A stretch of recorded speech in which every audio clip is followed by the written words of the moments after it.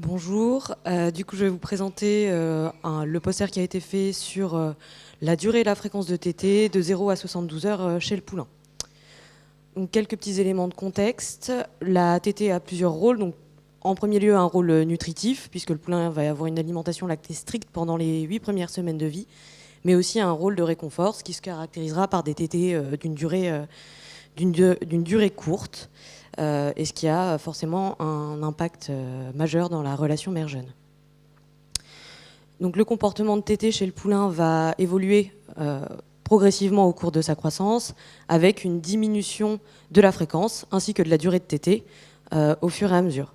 Cependant, comme on peut le voir là, on n'a pas d'informations particulières dans la littérature concernant la mise en place de ce comportement.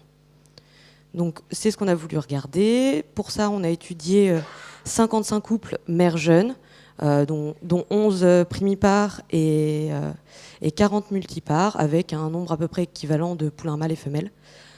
Cette étude s'est faite sur la base de vidéosurveillance et on a appliqué une méthode de scan sampling.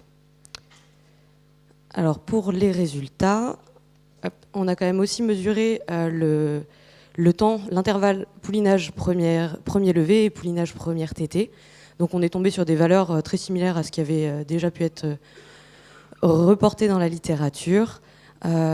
Et par contre, si on prend au global toutes les données qu'on a collectées, on a pu voir qu'on avait une fréquence et une durée de tétée supérieure à ce qui était rapporté dans la littérature. Du coup, on a cherché à comprendre un petit peu d'où ça venait et quels étaient les facteurs qui pouvaient expliquer cette différence. Donc on a déjà vu qu'il y avait quand même un impact du jour étudié, avec notamment une grande variabilité de la durée de tétée sur le premier jour de vie, ainsi qu'une durée plus importante. Donc cette variabilité diminue, notamment au troisième jour, et on se rapproche des valeurs qui ont pu être observées à partir de 7 jours chez le poulain.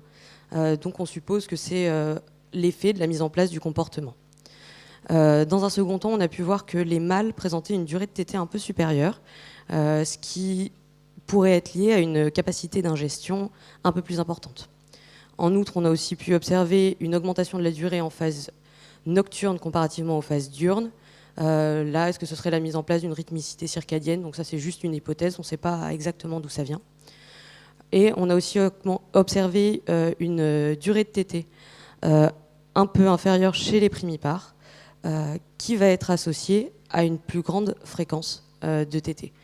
Donc tout ça nous laissant penser qu'il y a quand même un effet de l'expérience de la mère sur la mise en place de ce comportement.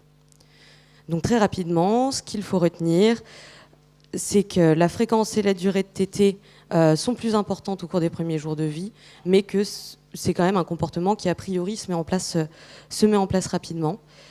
Et il y a quand même une grande importance de l'expérience de la mère sur ce comportement. Je vous remercie.